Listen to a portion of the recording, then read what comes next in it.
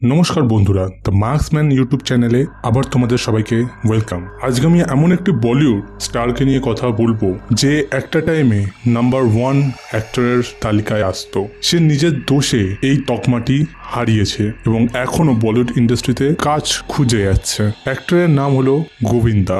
গোবিন্দা সেই সময়ের একজন বিখ্যাত অভিনেতা, বিখ্যাত ডান্সার এবং বিখ্যাত কমেডিয়ান ছিল, কিন্তু তার সাথেও ঘটেছিল একটি ভুতুড়ে ঘটনা, যেটির কথা সে এখনো বলতে গেলে ভয় পেয়ে ওঠে। চলো ঘটনাটি জেনে নেওয়া যাক।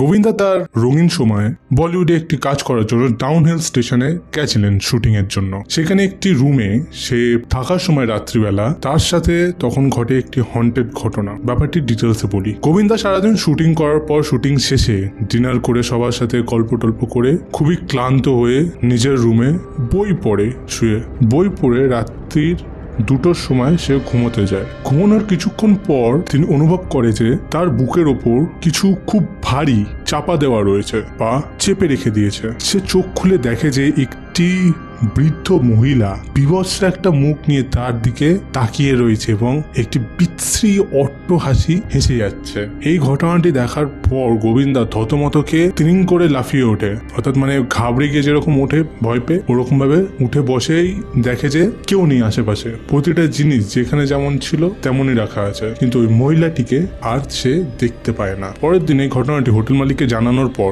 ঘটনাটি হোটেল মালিক অস্বীকার করছে। তারপর থেকে গোবিন্দা কোনো হোটেল বা কোনো রিসর্টে থাকার আগে সেখানে ভালো করে আগে জেনে নেয় যে এখানে কোনো প্যারানর্মাল অ্যাক্টিভিটির কোনো ঘটনা আছে কিনা। তো আজকের ছিল এই ঘটনাটি। কেমন লাগলো তোমরা অবশ্যই কমেন্ট সেকশনে লিখে জানাও। আর প্লিজ চ্যানেলটা সাবস্ক্রাইব করো। তোমরা দেখছো, ঘটনা শুনছো, ভালো লাগছে তোমাদের, তোমরা লাইক করছো কিন্তু সাবস্ক্রাইব করছো না। প্লিজ সাবস্ক্রাইব করো, এতে আমিও মোটিভেট হব কাজ করার জন্য।